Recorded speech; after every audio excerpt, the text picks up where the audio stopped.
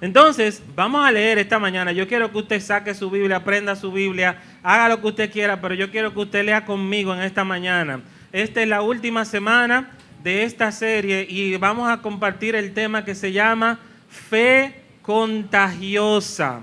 Fe contagiosa. Y fe contagiosa me ayuda mucho a este anuncio que nosotros acabamos de ver de esta campaña que se llama Abre tu Hogar. Abre tu hogar, donde nosotros vamos a hacer exactamente lo que nosotros vamos a ver en la palabra el día de hoy. Y vamos a ir leyendo, yo quiero que usted abra su Biblia, Lucas 7, vamos a leer unos versos ahí.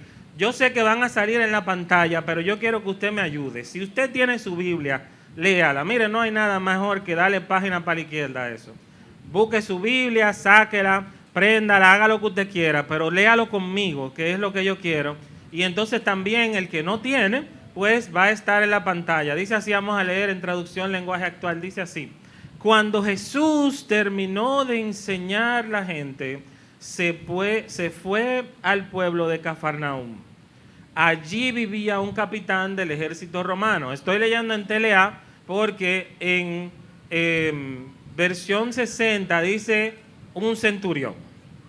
Okay. Aquí dice un capitán del ejército romano, poco más claro, que tenía un sirviente a quien apreciaba mucho. Este sirviente estaba muy enfermo y a punto de morir. Cuando el capitán, ¿qué dice?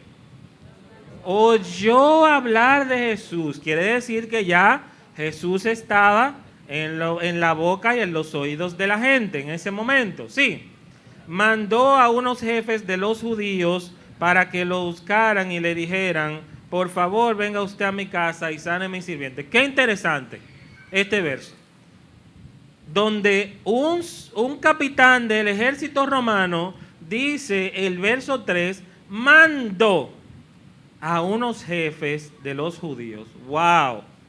O sea, que había ahí una relación, Había una relación porque usted sabe que los romanos y los judíos eran totalmente diferentes.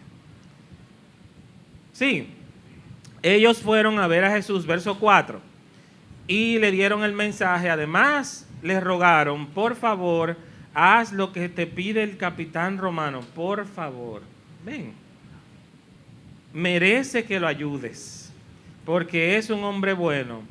A los judíos nos trata bien y hasta mandó a construir una sinagoga para nosotros. O sea, que esta persona se había ganado de una forma u otra el respeto de los judíos. ¿Y Jesús qué era? Judío. Entonces, es como vamos a mandar a uno que sea igual a ti, a hablar contigo para decirte: hey, ayúdame ahí. Sí. Verso 6. Jesús fue con ellos. Cuando estaban cerca de la casa, el capitán romano mandó a unos amigos para que le dijeran a Jesús: Señor, no se moleste usted por mí, yo no merezco que entre en mi casa. Tampoco me siento digno de ir a verlo yo mismo. Solamente les ruego que ordene que mi sirviente se sane. Yo sé que él quedará completamente sano. Yo estoy acostumbrado a dar órdenes y a obedecerlas. Cuando le digo a uno de mis soldados: ve, me obedece y va. Si le digo a otro: ven, me obedece y viene. Si le digo a uno de los sirvientes: haz esto, lo hace.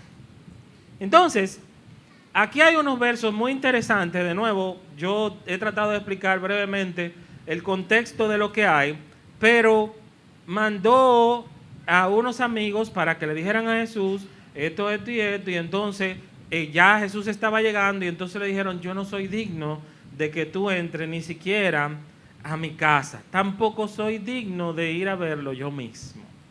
Y entonces dice en el verso 9 que al escuchar estas palabras Jesús se quedó admirado y les dijo a quienes lo seguían: en todo Israel no he encontrado a nadie que confíe tanto en mí como este capitán romano.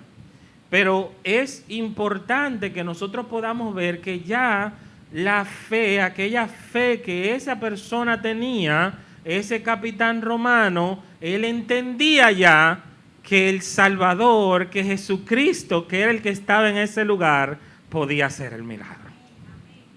Pero yo quiero que nosotros veamos esto desde otro punto de vista. Hay en esta serie que nosotros hemos estado compartiendo varios temas que nosotros hemos visto, y uno de los primeros temas, o el primer tema que nosotros compartimos hace unas semanas, se llamaba Fe en Acción. Fe en acción quiere decir que yo creo que Jesús puede hacerlo. ¿Los ven ahí? ¿Qué cree que Jesús puede hacerlo? Lo leímos. Pero no me quedo ahí, sino que yo hago mi diligencia. ¿Me entienden? Hago mi diligencia. Confío que Jesús puede hacerlo, pero hago la diligencia de decirle, mira, tú me puedes ayudar a que esto, tú me puedes ayudar a lo otro. Y entonces hay una actitud aquí que nosotros podemos ver. Verso 10, cuando los mensajeros llegaron a la casa, entonces encontraron al sirviente completamente sano. ¿Quién lo hizo? Jesús lo hizo. Verso 11, poco después Jesús y sus discípulos fueron al pueblo de Naín. Mucha gente iba con ellos. Cuando llegaron a la entrada del pueblo, vieron a unos hombres que llevaban a enterrar a un muchacho. El muerto era el único hijo de una viuda. Mucha gente del pueblo lo acompañaba. Cuando Jesús la vio, sintió compasión por ella y le dijo, no llores. Entonces se acercó, tocó la camilla. Los hombres dejaron de caminar y Jesús le dijo al muerto, joven, te ordeno que te levantes. El muchacho se levantó y empezó a hablar. Entonces Jesús llevó al muchacho donde estaba su madre. ¿Cuántos milagros van ya? ¿Cuántos hemos visto de ahí hay? Van 2, ¿verdad? Entonces sigo leyendo. Al ver eso, la gente tuvo mucho miedo y comenzó a alabar a Dios. La fe hizo que otros comenzaran a alabar a Dios. Fe contagiosa. ¿Van viendo? Todos decían, hay un profeta entre nosotros, ahora Dios va a ayudarnos. Muy pronto la gente de la región de Judea y sus alrededores supo lo que Jesús había hecho. Supo la gente. Se contagió la gente. Fue llegando a la gente. Los discípulos de Juan el Bautista fueron a contarle todo lo que Jesús hacía. Por eso Juan envió a 2 de sus discípulos, verso 19, para que le preguntaran a Jesús si él era el Mesías o si debían esperar a otro. Cuando llegaron a donde estaba Jesús, le dijeron, Juan el Bautista nos envió para preguntarte si eres el Mesías o si debemos esperar a otro. A mí me encanta la respuesta de Jesús aquí. En ese momento, no dice que le respondió, ven. En ese momento, Jesús sanó a muchos que estaban enfermos y que sufrían mucho. También sanó a los que tenían espíritus malos y a muchos ciegos le devolvió la vista. ¿Cuántos milagros van ahí? Nos dice la Biblia, dice muchos. Ven, 50, 100, no sé cuántos son. Entonces Jesús les respondió a los 2 hombres, vayan y dígale a Juan todo lo que ustedes han visto y oído. Ahora los ciegos pueden ver y los cojos caminan bien. Los leprosos quedan sanos y los sordos ya pueden oír. Los que estaban muertos han vuelto a la vida y a los pobres se les anuncia la buena noticia de salvación. ¡Wow! Todo esto lo hizo el Señor. Todo esto lo hizo el Señor. Y todavía hoy puede hacerlo. Y entonces, ¿por qué yo utilicé estos versos? Estos versos no son parte de la lección, no estaban en la lección, pero yo le decía a Yamel, es que yo necesito basar esto que yo estaba preparando en algo donde yo pudiera afincarme, en la verdad que es Jesucristo. Entonces, en esa verdad que es Jesucristo, nosotros podemos ver que de una manera u otra, esa fe que muestra que muchos tenían en ese lugar, llevaron a muchos milagros. Entonces, yo quiero que usted lo vea desde este punto de vista. Habían 2 partes aquí. La primera parte era la persona que tenía la fe y estaba pidiendo que se hiciera ese milagro. Y la otra parte era la parte de Jesús que quería hacerlo. La parte de Jesús que quería hacerlo. Ven, entonces hay un próximo slide, si me lo pueden poner en la pantalla. Hay un ejercicio mental que dice, buscando la verdad. Entonces, hay unos versos que vamos a leer, están en algunas partes de la Biblia, pero el objetivo de estas preguntas es que nosotros podamos, de manera individual, porque cada caso es muy específico, de manera individual nosotros podamos buscar la verdad, pero la idea es de esto, hermano. Mire, que usted lea su Biblia para que en cada ocasión que usted tenga la oportunidad de hablar, que usted tenga la oportunidad de compartir a Jesús, usted sepa qué va a decir. Porque todos los casos no son iguales. Por eso vimos y quise leer estos versos para que usted vea que el milagro no fue siempre el mismo. Habían ciegos, habían sordos, habían personas que estaban muertas, habían cojos, nunca fue el mismo. En cada lugar, en cada ocasión, Jesús tuvo una respuesta totalmente diferente. Entonces vamos a ver esos versos. Dice así: cómo no estamos poniendo en práctica la verdad. ¿Quién es la verdad? Entonces dice así Juan 1:6: si decimos que somos amigos de Dios y al mismo tiempo vivimos pecando. Ay, ¿qué es eso? Vivimos pecando. ¿Por qué no dice y pecamos? Dice vivimos pecando. Entonces resultamos ser unos mentirosos que no obedecen a Dios. Primera de Juan 3:18 dice cómo debemos amar, hijos míos. Debemos limitarnos a decir que amamos. No debemos limitarnos a decir que amamos, sino que debemos demostrarlo por medio de lo que hacemos. Demostrarlo por medio de lo que hacemos. A mí me gusta mucho, y yo puse este ejemplo hace unas semanas cuando me tocaba a mí compartir la palabra. Yo decía que ¿qué sentido tiene tener en su casa una mata de limones que no da limones? El que siembra una mata de limones, ¿qué quiere? Naranja, manzana. Quiere limones. Usted quiere limones. Entonces la mata de limón tiene que dar frutos. Limones tiene que dar. Entonces, ¿de qué me sirve mi fe si yo no la puedo utilizar? Si yo no hago nada con ella. Y hablamos de eso mismo específicamente, de hacer diligencias. ¿Ok? Debemos demostrarlo por medio de lo que hacemos, dice ese verso. ¿Cómo somos realmente discípulos de Cristo?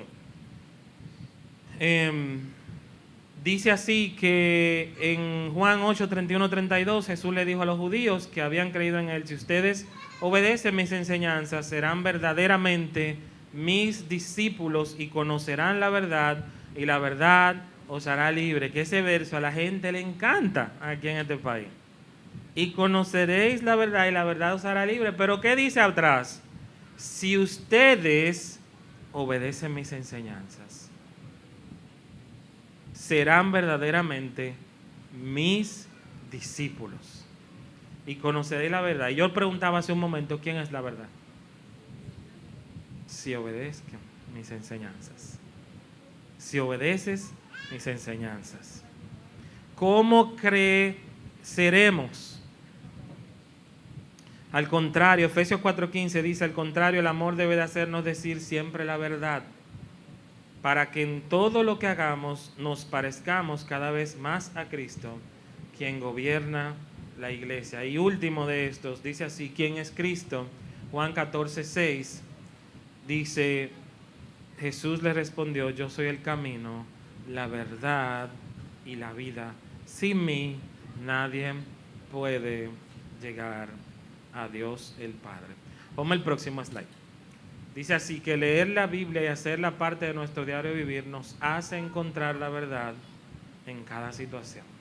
Hermanos, qué necesario es que nosotros podamos encontrar la verdad. En un mundo donde hay tanta desinformación y tantas, como decimos nosotros, tantos fake news, tantas noticias falsas, donde usted ve algo en las redes sociales y usted la verdad se lo cree. Se lo cree. Y hay muchas cosas de esas que están ahí puestas para hacer show, para hacer, para vender, vamos a decirlo así, para vender. No necesariamente son verídicas, pero la palabra de Dios, que es el fundamento de nuestra fe, es lo que nosotros debemos de creer. Entonces es necesario que nosotros leamos la Biblia y la hagamos parte de nuestro diario vivir. Amén. Entonces, en estas semanas que nosotros hemos estado compartiendo, la serie se ha basado específicamente en el libro de Santiago. Y es muy importante, yo le decía hace un momentito, que en el texto que nosotros leímos hace un ratito, habían dos partes, ¿verdad? Estaba la parte de la persona que buscaba el milagro, pero estaba la parte de Jesús, que era quien hacía el milagro. Y entonces, dentro de las semanas que nosotros hemos visto, yo decía que había una semana que se llamaba Fe en Acción, y había otra semana que se llamaba Controlando Nuestra Lengua, y había otra semana que hablaba de las rabietas, o que hablaba de la rebeldía, ¿verdad? Entonces, habían varias semanas en las que nosotros compartimos diferentes temas. Ayer, Yaciri, que fue quien compartió la palabra anoche, hablaba de murmurar y juzgar. Y entonces, en esta semana, vuelvo y digo, valga la cuña, nosotros vamos a comenzar una campaña que se llama Abre tu Casa. Y en esa campaña que se llama Abre tu Casa, ¿qué usted va a hacer? ¿Qué usted va a hacer? Pues yo lo acabo de decir. Abrir su casa. Usted va a abrir su casa. Entonces, ¿de qué se trata la campaña? ¿Saben más o menos de qué se trata? ¿Quién me dice? Angélica, ¿tú puedes venir un segundo aquí? Yo quiero que tú nos expliques brevemente de qué se trata Abre tu Casa. Vamos a ver, que creo que estamos un poco mal ahí. Dios le bendiga. Esta campaña se trata de que creemos un espacio en nuestra casa para predicar a Cristo. Cada domingo, a través del mensaje, recibiremos un bosquejo y entonces, dice el pastor, nada más la casa. La casa es la expresión de un lugar nuestro, donde habitamos, en nuestro trabajo y donde estemos, pero que escojamos por lo menos 40 minutos cada semana para hablarles por lo menos a una persona de los 4 pilares que comenzaremos a hablar el domingo que viene. Abre tu casa. Ahora sí. ¿Vieron qué fácil? A una persona. A una persona. Entonces, cuando hablamos de esta campaña, Abre tu Casa, yo quiero que usted piense en esto, porque es el tema del día de hoy, de la fe contagiosa, de lo que usted va a contagiar a otros en esta semana. Y usted va a pensar, mire, y el Señor le va a dar la oportunidad de usted poder hablar con alguien, y usted se va a dar cuenta de que hay tanta gente que tiene tanta necesidad de Dios. Hay gente que necesita escuchar la palabra. Y nosotros debemos de ser compasivos, como vimos en la palabra que acabamos de leer, que Jesús fue compasivo también. Y hay unos versos que yo decía que esta serie se trató del libro de Santiago específicamente. Vamos a leer en Santiago 5, versos 19 y 20. Y yo decía que usted se le va a dar la oportunidad de hablar con alguien en esta semana. Vamos a leerlo y yo le voy a explicar lo que vamos a hacer. Dice así, lean juntos Santiago 5, 19 y 20. Hermanos en Cristo, si algunos de ustedes deja de confiar en la verdad que ha aprendido. ¿Cuál es la verdad? Lo vimos ahora, construimos la verdad con los versos que acabamos de leer hace un momento. Entonces, en la construcción de la verdad que nosotros vimos, donde nosotros vimos quién es Cristo, que nosotros no debemos de hacer, cuáles son las cosas que nosotros sí debemos de hacer. Entonces, dice así, hermanos en Cristo, si uno de ustedes deja de confiar en la verdad que ha aprendido y otro le devuelve la confianza, quiero que sepan esto. Quien hace que un pecador deje de pecar, salva de la muerte al pecador y logra que Dios le perdone sus muchos pecados. Por su gracia. Por su gracia. Entonces, esta semana usted va a tener la oportunidad de hacer lo que dicen estos versos que están aquí. Usted va a tener la oportunidad de hacer que un pecador deje de pecar. La oportunidad. Y hay dos cosas ahí. Número uno, salvar de la muerte al pecador y que Dios le perdone sus muchos pecados. Hay un proceso para eso muy establecido en la palabra, pero hay una oportunidad en esta semana. Y entonces Santiago nos está exhortando a nosotros, a los hermanos en Cristo, a la iglesia, a usted que está aquí sentado en esta mañana, a nosotros a hacer esto. Y habla en estos versos 19 específicamente que hay una situación. ¿Y cuál es la situación? De que si alguien ha dejado de confiar en la verdad y otro le devuelve la confianza, salva de la muerte al pecador y Dios le perdona sus muchos pecados. Así que nuestra responsabilidad que tiene el creyente en el versículo 20 es poner la fe en acción, que es uno de los temas que nosotros compartimos en esta semana, y compartir aquella fe que nosotros profesamos. Y esta palabra específicamente se refiere a cuando un creyente está desviado de la verdad, que está equivocado o mal orientado, que puede pasar, y otro está dispuesto a ayudarlo espiritualmente a regresar al camino de la verdad. Y es nuestra responsabilidad ser portavoces de esta verdad. Y es importante que nosotros recordemos que somos el medio que Dios puede utilizar y que es por la obra redentora de Cristo en nosotros y no necesariamente por mi mérito o por llevarme yo nada a cambio, sino que es por su gracia. Y esta semana yo le decía a usted que se le va a presentar oportunidades. Y yo quisiera que usted haga lo que yo he predicado antes, y es que usted, si yo le pregunto a usted, ¿cómo tú estás? ¿Qué usted me responde? Pero estamos todos bien, ¿de verdad? Sí, no. Ahí, ¿ves? Entonces, yo quiero que esta semana usted se proponga a hacer una pregunta más.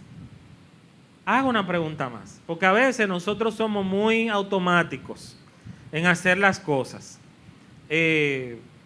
Y no nos detenemos un poquito a ver cómo está el otro de verdad. ¿De verdad tú estás bien? O yo vi tal cosa. Interésese.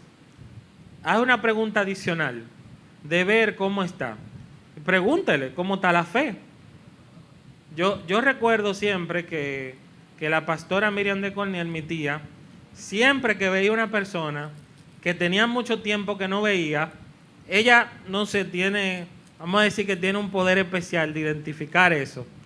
Y ella lo ve de lejos y le pregunta, oh, fulano, ¿cómo tú estás? ¿Qué sé yo qué? ¿Y la fe cómo está? ¿Te está congregando? ¿Y tu pastor? Y son como 3 preguntas rápidas que ella le hace.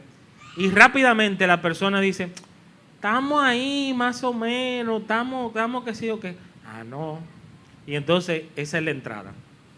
Esa es la entrada, ese es el momento donde nosotros vamos a predicar con la palabra. Amén. Entonces, hay unos pasajes que vamos a ver rapidito de cuáles son nuestras responsabilidades como creyentes maduros. Dice así en Gálatas 6:1, ustedes, hermanos, ustedes son guiados por el Espíritu de Dios. Por lo tanto, si descubren que alguien ha pecado, deben corregirlo con buenas palabras.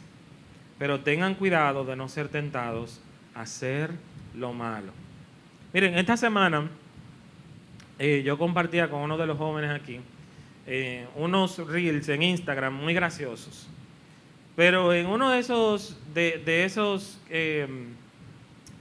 videos que vimos, había un pastor famoso de aquí de este país, y el pastor le dio un boche al entrevistador y le dijo, y le decía básicamente en palabras muy sencillas: tú te llamas ser cristiano, pero tú tienes una pela caliente, y tú tienes esto, y tú tienes lo otro, y tú tienes qué sé yo qué. Y yo decía, wow, lo quemó de ahí, ¿eh? Derechito, ¿eh? Y yo decía, qué importante se hace que nosotros podamos corregir. Porque lo que está mal, hermano. Lo que está mal, está mal. Entonces, nosotros no podemos confabularnos, hacernos parte de y decir, ay, porque se ve bonito. Si está mal, hermano. Entonces nosotros tenemos que corregir. Dice ahí la palabra, con buenas palabras. No es que usted le va a dar un boche y le va a hablar mal, pero usted tiene que corregir, tiene que enseñar las cosas, porque ¿quién es que tiene la verdad? Diga, yo tengo la verdad, porque la verdad es Jesucristo y usted tiene a Jesucristo. Entonces, ¿quién tiene la verdad? Nosotros. Entonces, con la palabra, que es la verdad, nosotros tenemos que corregir. Efesios 4:32 dice así: perdonar, por el contrario, sean buenos y compasivos los unos con los otros, y perdónense, así como Dios los perdonó a ustedes por medio de Cristo. Perdonar es muy importante.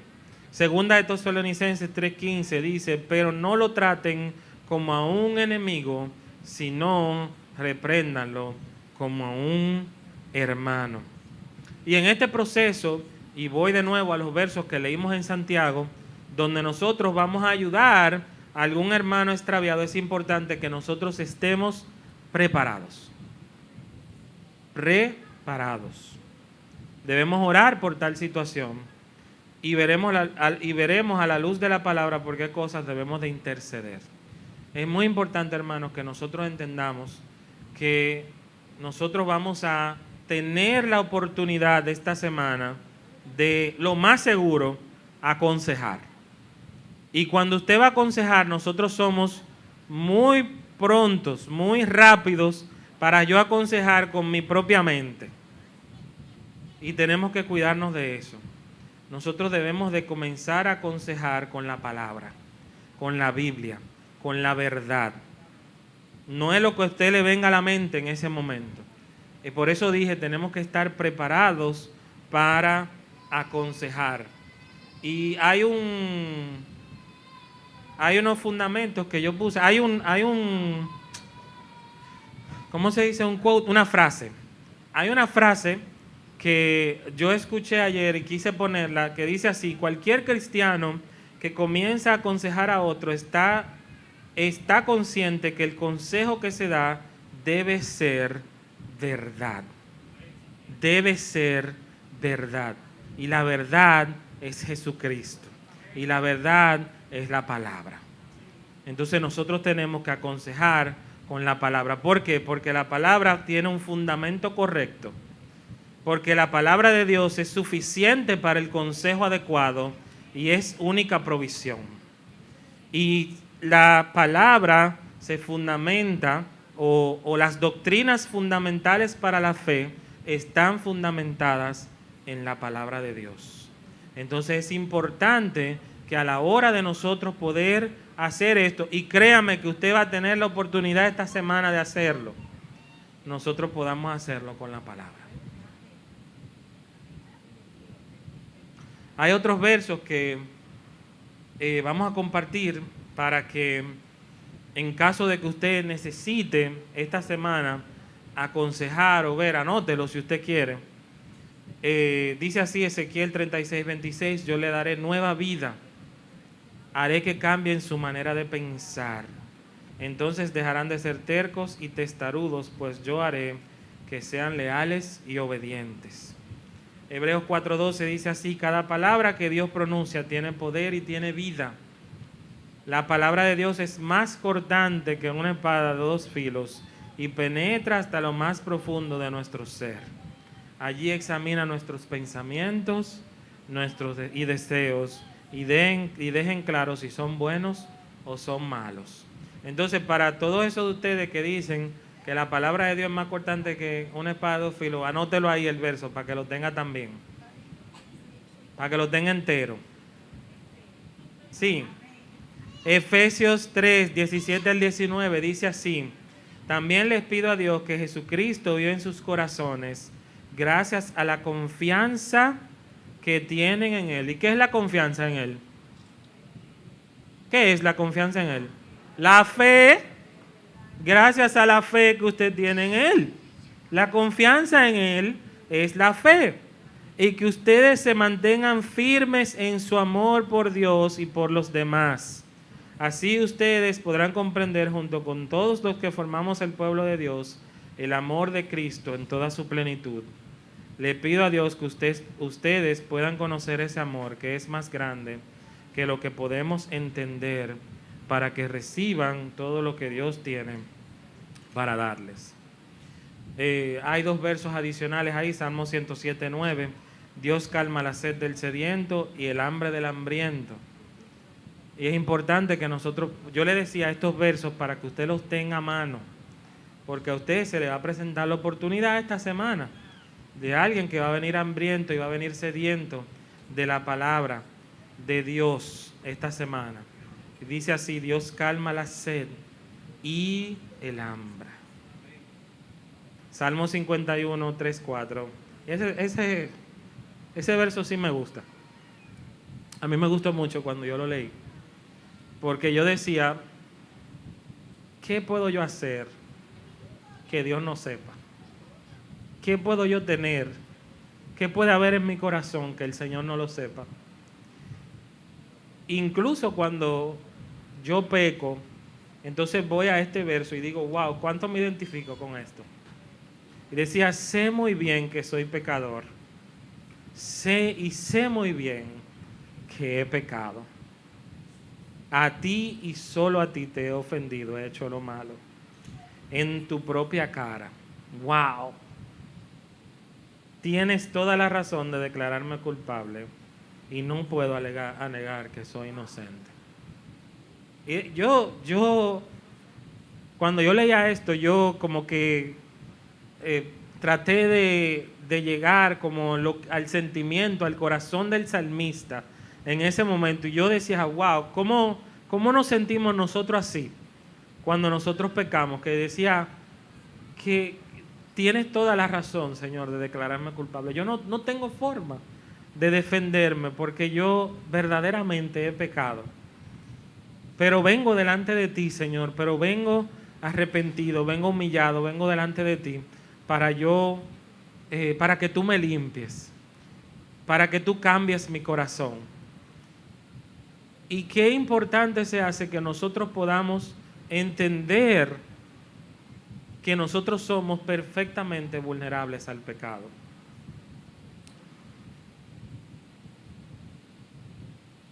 Pero nos ayudan estos pasajes que hemos visto aquí a enfocarnos en quién es Dios y en su palabra, las cuales harán la obra. Y es importante que nosotros podamos esta semana y estas semanas y en lo adelante restaurar con un espíritu de mansedumbre, no ocultar el pecado, no escandalizarnos, no alegrarnos y no divulgar la situación de pecado que cometió el hermano. Dice 1 de Pedro 4:8, sobre todo, ámense mucho los unos a los otros, porque el amor borra los pecados. Y yo decía que no quiere decir necesariamente que nosotros no pecamos. El problema está principalmente cuando el pecado se vuelve un estilo de vida. Y nosotros comenzamos a vivir en el pecado. Y definitivamente la verdadera fe, la fe con vitaminas que nosotros hemos predicado en estas últimas semanas, Y los músicos pueden ir subiendo ya. La verdadera fe y las obras de la carne no pueden ir de la mano. Si no, dice la palabra que nosotros hemos llamado a Dios amigo y estamos pecando ahí mismo. Entonces quiere decir que estamos siendo mentirosos. Así que nosotros debemos de vivir cada día recordando, como decía el salmista, y que nosotros somos vulnerables al pecado, pero que Dios puede hacer su obra perfecta en cada uno de nosotros, cada día tomando nuestra cruz. Y así nosotros ser siervos y estar dispuestos a ayudar a otros. Y hay un último verso que yo quiero compartir en esta mañana, que está en 1 Corintios 15:58, perdón. Y dice así: por eso, mis queridos hermanos, manténgase firme y nunca dejen de trabajar más y más por el Señor Jesús. Y sepan que nada de lo que hacen para Dios es inútil. Esta semana usted va a trabajar. Y nada de lo que nosotros hagamos para Dios va a ser inútil esta semana. Así que yo quiero animarte, quiero exhortarte esta semana a abrir tu casa, a abrir tu hogar, a profesar esa fe, donde sea, no tiene que ser necesariamente en la casa, donde sea que tú puedas hacerlo, y entonces que nosotros podamos compartir esa fe con vitaminas que nosotros por las últimas semanas hemos predicado y hemos aprendido como ministerio de jóvenes. Así que yo quiero orar para cerrar este mensaje. Yo quiero que usted se ponga de pie. Vamos a orar. Vamos a adorar al Señor luego de esto. Pero yo quiero cerrar esta palabra última de esta serie, donde nosotros vamos a tener la oportunidad de compartir a otros, de compartir con otros a Jesucristo. Y vamos a tener la oportunidad en algún momento de poder aconsejar a otros.